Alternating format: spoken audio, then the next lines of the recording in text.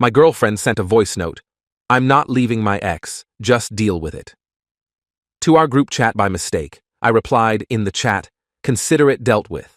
Then I changed my relationship status while everyone watched the messages in real time.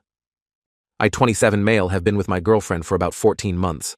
Met her through a college alumni event, hit it off immediately. She was smart, funny, had this energy that drew people in. Our friend group loved her. Everyone kept saying how lucky I was. The friend group I'm talking about is this massive group chat we've had since freshman year. Started with maybe 12 people, grew over the years as people added significant others, close friends, co-workers who became family, currently sitting at around 50 people. We use it for everything: event planning, memes, life updates, the occasional drama. It's basically a community at this point. Last Thursday night, I was scrolling through the chat while eating leftover pizza. Normal evening. People were discussing plans for a mutual friend's birthday barbecue coming up. Then a voice note popped up from my girlfriend. Weird. She doesn't usually send voice notes to the group. She prefers texting. I pressed play. The first thing I heard was her laughing. Then her voice, clear as day. God, he's so clueless. I literally just got back from seeing you and he didn't even ask where I was. I'm not leaving my ex. Just deal with it. He's comfortable, he pays for stuff, and you're, different. I can have both. He'll never find out. He trusts me completely, which is honestly kind of pathetic, but whatever. Anyway, I'll call you later when he falls asleep. Love you. The voice note was 23 seconds long. The group chat went dead silent for maybe 30 seconds. Then the typing indicators started appearing. Multiple people, like watching a bomb about to go off. I sat there, pizza in hand, reading the same voice note bubble over and over. My brain was doing that thing where it refuses to process what just happened. Then my phone started buzzing, DMs flooding in. Bro, is this real? Holy crap, are you seeing this? Call me right now. My best friend since high school sent, don't respond yet, breathe. But here's the thing, I'd already processed it. Somewhere between the first listen and the 20th time I replayed it, everything clicked into place. The late nights with co-workers. The phone always face down. The way she'd gotten distant but blamed it on work stress. I wasn't even angry yet. Just calm, cold clarity. I typed into the group chat, consider it dealt with. Then I opened my social media, changed my relationship status from in a relationship to single. The notification hit the group chat algorithm. Someone screenshot it and posted it immediately. He just changed his status. Legendary. Bro said consider it dealt with and meant it. My phone rang. Her name. I declined. It rang again. Declined. Then the texts started. That wasn't meant for the group. Call me. It's not what it sounds like, I can explain. Why aren't you answering? Hello? I muted her number. The group chat was going absolutely nuclear. People were reacting to her voice note with every emoji known to mankind. Someone played it back and transcribed it for anyone who couldn't listen with sound. Another person posted, he trusts me completely, which is honestly kind of pathetic, with the clown emoji. Her best friend, who's also in the group, tried to do damage control. Guys, can we not do this publicly? There's obviously some misunderstanding. My roommate replied, what's the misunderstanding? She said she's not leaving her ex and called him pathetic. Pretty clear audio quality. Dead silence from the best friend after that. I finished my pizza. Watched the chaos unfold. Didn't feel a thing yet. That would come later. Around midnight, the doorbell rang. I checked the camera. Her, mascara running, looking frantic. I didn't open it. Please let me in. It was a joke. I was just venting to my friend. I didn't mean any of it. I spoke through the door camera intercom. You said you're not leaving your ex. Cool. Go be with him. We're done. It's not like that. Please. Good night. Turned off the intercom. She stood there for 20 more minutes before her best friend picked her up. The building security camera caught her crying in the parking lot. I didn't watch that part until the next day. Slept like a rock, weirdly. Woke up to 200+ messages in the group chat and a whole new level of drama I wasn't ready for. Update 1. 3 days later. Holy crap. Okay. I didn't expect this to blow up the way it did, both in the group chat and apparently now everywhere because people keep screenshotting and sharing. So here's what happened since Thursday. Friday morning, I woke up and finally let myself feel it. The anger, the betrayal, the embarrassment. Took a long shower, punched a wall, don't recommend, hurt like hell, and then sat down to assess the damage. First thing, her stuff was still at my apartment. Not a lot, she never officially moved in, but clothes, toiletries, a phone charger, some books. I packed it all into a box, took photos of everything for documentation, and texted her sister, only number I hadn't blocked yet. Her belongings are boxed and in my building's lobby. She has until 5 p.m. to collect them. Her sister, who I actually liked, responded, "I'm so sorry about what happened. I'll make sure she gets them." For what it's worth, I had no idea. Appreciated that. By noon, the group chat had turned into a full investigation. People were comparing timelines, going through old photos, looking for inconsistencies. One person found a picture from 3 months ago where she'd posted being at a work dinner, but someone else spotted her ex's car in the background of a mirror reflection. I didn't participate in the detective work, just watched. Then her best friend tried again, this time publicly in the chat. "Can everyone please stop? You're all being really cruel. She made a mistake, but this kind of mob mentality is toxic. People should be allowed to work through relationship issues privately." My cousin, who's also in the group, responded. She chose to air it publicly when she sent a voice note to 50 people about cheating on him. Also, calling your boyfriend pathetic while admitting you're using him isn't a relationship issue. It's just being a terrible person. Her best friend left the chat after that. But here's where it gets interesting. Around 3 p.m. Friday, I got a call from a number I didn't recognize. Against my better judgment, I answered. It was her ex, the one she'd been sneaking around with. "Hey man, I know this is weird, but I wanted to reach out." "Okay." "I just found out what happened with the voice note. She told me you two had broken up months ago, that you were just roommates figuring out the lease situation. I had no idea you were still together." I laughed. Actually laughed. "Broken up months ago? We literally went to my company holiday party together last month. She met my CEO. Long pause. "She told me you were pretending for your job, some work politics thing. That's creative. Look, I'm not trying to start anything. I just wanted you to know I'm done too. I don't mess with people's relationships knowingly. She played both of us. We talked for maybe 10 minutes, compared notes. Turns out she'd been running this game for about 5 months. Told him she was trapped in a dead relationship. Told me she was working extra hours. The woman had scheduling skills that would make a NASA engineer jealous. He apologized multiple times. I told him we're good. He didn't know. We're not going to be friends or anything, but I didn't have anger toward him. The anger was focused elsewhere. Saturday brought the entitlement parade. Her mom called. Not sure how she got my number. Probably through her daughter's phone. "Hello, is this my daughter's boyfriend?" "Ex-boyfriend as of Thursday." "Yes, about that. I need you to stop this public humiliation immediately. You're ruining her reputation." "Ma'am, she sent that voice note to the group chat, not me. I didn't make anything public." "But you changed your relationship status and everyone saw. You could have handled this privately like an adult." She called me pathetic and admitted to cheating. Should I have sent her flowers? This attitude is exactly why she looked elsewhere. You have no emotional intelligence. Goodbye. Hung up. Blocked. Then came the mutual friends who decided to play Switzerland. The "I'm not taking sides, but" crowd. One girl who'd been in the group for years pulled me aside at a coffee shop Saturday afternoon. I needed to leave the apartment. "I know what she did was wrong, but don't you think you're being a bit harsh?" The group chat thing was pretty brutal. She sent the voice note to the chat. I just responded. "Yeah, but changing your status so everyone could see in real time? That's kind of petty. Would you rather I pretend nothing happened? Keep dating her while she laughs about me with her ex? No, but maybe handle it like privately? Now she's getting DMs from random people calling her names. That sounds like consequences for her actions, not my problem." She didn't have much to say after that.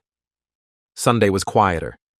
I deep cleaned my apartment, threw out anything that reminded me of her, found a hoodie she'd left, donated it instead of returning it. Her stuff had been picked up from the lobby Friday evening. Life was trying to move forward, but she wasn't done, not even close. Sunday night, I got a text from an unknown number. "You need to publicly apologize for humiliating me. I've talked to a lawyer and what you did could be considered defamation. I screenshot it, sent it to my actual lawyer friend for review. He replied with a laughing emoji and, defamation requires false statements. Playing her own voice note isn't defamation. She's got nothing. Also, LOL. I responded to her, have your lawyer contact mine. Then blocked that number too. But the entitlement was really just getting started. I had no idea what was coming next. Update 2, 1 week later. Alright y'all, buckle up because this past week has been absolutely wild. First, the good news. The group chat has mostly moved on. After the initial chaos died down, people went back to normal stuff. Birthday barbecue planning resumed, memes returned, life continued, but she couldn't let it go. Monday morning, I got a call from my apartment building's management office. Sir, we received a complaint that you've been hosting loud parties and disturbing other residents. There's also a claim of harassment. My blood pressure spiked. I live alone and I haven't had anyone over in 2 weeks. There's been no party. We need to investigate all complaints. Would you be available for a meeting? I went in person, showed them my Ring doorbell footage for the past week. 0 visitors except the UPS guy. No noise after 10 p.m. Nothing. The manager reviewed it, looked embarrassed, and said, the complaint was anonymous, but given the evidence, we're dismissing it. Sorry for the inconvenience. Anonymous? Right. Tuesday brought something worse. My co-worker, who's also in the group chat, he's the one who added me years ago, pulled me into a conference room at lunch. Hey, heads up. Some girl called our HR department this morning claiming you'd been sending harassing messages and she felt unsafe with you working here. What? HR flagged it because no evidence was provided and the caller wouldn't identify herself. They're not taking action, but I wanted you to know. I sat down hard. This woman was trying to get me fired. I immediately contacted a lawyer, not my buddy this time, an actual employment attorney, documented everything, the anonymous apartment complaint, the HR call, the defamation threat, built a timeline. My lawyer sent a cease and desist letter Wednesday afternoon, addressed to her stating that any further false reports to employers, housing authorities, or any other entities would result in legal action for harassment and tortious interference with business relations. Her response? She had her new lawyer, apparently she actually hired one, send back a letter claiming I was the harasser and demanding I remove all defamatory content from social media. My lawyer's response, what content? The relationship status change? That's not defamation. That's literally the truth. Radio silence from her legal team after that. But Thursday, and I can't believe I'm typing this, her mother showed up at my office. I was grabbing coffee from the break room when security called up. Sir, there's a woman here demanding to see you, claims to be family. I have no family visits scheduled. What's her name? They relayed it. Her mom. Please escort her out. 20 minutes later, my boss came to my desk. Hey, some woman was trying to get past security, saying she needed to talk to you about a family emergency. She was pretty aggressive. Security had to threaten to call police before she left. I explained the situation briefly. Ex-girlfriend's mother, messy breakup, harassment campaign. My boss nodded. Document everything. If this escalates, we'll involve corporate security and potentially police. I spent that evening compiling everything, screenshots, call logs, the cease and desist, the HR complaint, the apartment complaint, the office visit, sent it all to my lawyer. His assessment, this is clear harassment. If anything else happens, we file for a restraining order. Friday brought the final act of entitlement. I got a text from a number I actually recognized. One of her closest friends, someone who'd left the group chat after defending her. She's telling everyone you hit her and that's why she cheated. Just thought you should know. My heart stopped.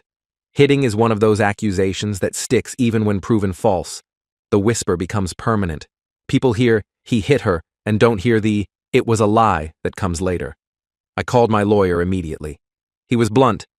This is defamation per se, accusing someone of criminal conduct when it's false. If you can prove she's saying this, you can sue. I reached out to 5 mutual friends. 3 confirmed she told them the same story. 1 sent a screenshot of a text where she'd written, I had to get out because he was getting physical. The voice note thing was me trying to escape. I now had documented evidence of her spreading lies about me committing a crime. My lawyer drafted the lawsuit Friday night. We filed Monday morning. Defamation per se. seeking damages for reputational harm and emotional distress. Here's what people don't tell you about suing someone. It's slow, expensive, and emotionally exhausting. But some lies you can't let stand. Being called a woman beater is one of them. The lawsuit got her attention real fast. Final update, 6 weeks later. Okay, final update because honestly, I'm tired of living in this story, and I want to close the chapter. The lawsuit changed everything. The moment she was officially served, the harassment stopped dead. No more anonymous complaints, no more calls to my job, no more visits from her mother. Amazing how that works. Her lawyer contacted mine within 48 hours requesting a meeting. She wanted to settle. Here's where it gets satisfying. Her initial offer, drop the lawsuit, everyone walks away, no admission of wrongdoing. My lawyer laughed and said absolutely not. My counter-demand: 1. Full written admission that she fabricated the abuse allegations. 2. Written retraction sent to everyone she'd told the lie to. We had the list. 3. Public apology posted to social media acknowledging she lied about me being violent. 4. $5,000 in damages to cover my legal fees. 5. No contact order. She's legally prohibited from contacting me, my workplace, my residence, or my family. Her lawyer pushed back hard. My client can't admit to defamation that opens her up to. My lawyer cut him off. She already defamed him, in writing. We have screenshots. She told multiple people he physically abused her when he didn't. We have 3 witnesses willing to testify. Would she prefer we go to trial? Settlement negotiations took 2 weeks. Her lawyer tried every angle. Mental anguish made her say things. She truly believed she was in danger. The breakup was traumatic. My lawyer: then she should have no problem apologizing for specific statements she now admits were untrue. Final settlement. Written statement acknowledging certain claims I made regarding physical conduct were not accurate, and I retract them. Not as strong as I wanted, but my lawyer said it was enough to clear my name. She sent that statement to the 8 people I could prove she'd lied to directly. She posted a brief statement on social media. I made some claims about my ex-boyfriend that were not true. I take full responsibility and apologize for any harm caused. She deleted it after 24 hours, allowed under the agreement, but enough people screenshotted it. $3,500 to cover most of my legal fees. Her insurance paid it, I think. 2-year no contact order.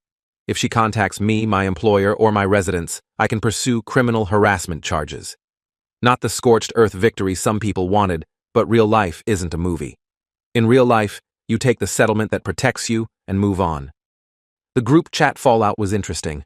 After the lawsuit was filed and word got around about the abuse lies, her remaining defenders went quiet. Even her best friend, who'd left the group chat, reached out to me privately. I had no idea she was telling people that. I defended her because I thought the voice note was just her being stupid, not because I thought you did anything wrong. I'm sorry.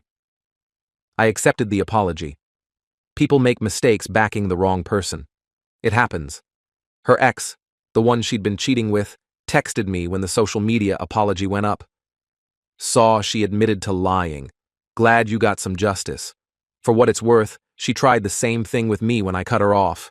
Told people I was obsessive and wouldn't leave her alone. Some people just can't accept consequences. We're not friends, but we've exchanged maybe 3 texts total. Weird club to be in. As for her, last I heard through the grapevine, she moved back in with her parents. Lost some friends over the whole situation. Turns out people don't love being lied to, especially about serious stuff like abuse. The ex she'd been cheating with blocked her after he found out about the defamation stuff. Her job situation is apparently fine, which is whatever. I didn't want her fired. I wanted her to stop lying about me. Me? I'm doing okay. Therapy's helping process the betrayal and the whiplash of being accused of something I never did. Trust is going to take a while to rebuild. I'm not dating yet, not ready. The group chat is still active. We don't talk about her anymore. The birthday barbecue happened. I went, had a good time, life continued. Someone made a brief joke about voice notes and everyone laughed. That's healing, I guess. My roommate asked me last week if I regret how I handled it, responding in the group chat, changing my status publicly. I thought about it. No. She sent that voice note to 50 people. She called me pathetic. She said I'd never find out. If I'd handled it privately, she would have spun the narrative however she wanted. The public nature of it made lying harder. Fair enough. Here's what I learned from all this. Some people will do anything to avoid consequences. They'll lie, they'll manipulate, they'll play victim. And when you hold firm, when you refuse to be gaslit into thinking you're the problem, they escalate until they can't anymore. She bet on me being too embarrassed or too nice to fight back publicly. She lost that bet. To everyone who sent support through this, thanks. To the "you should have handled it privately" crowd, respectfully, no. Some things need witnesses, some lies need public correction, and some mistakes are actually just who people really are when they think no one's watching. She thought no one was watching. 53 people were watching. Consider it dealt with.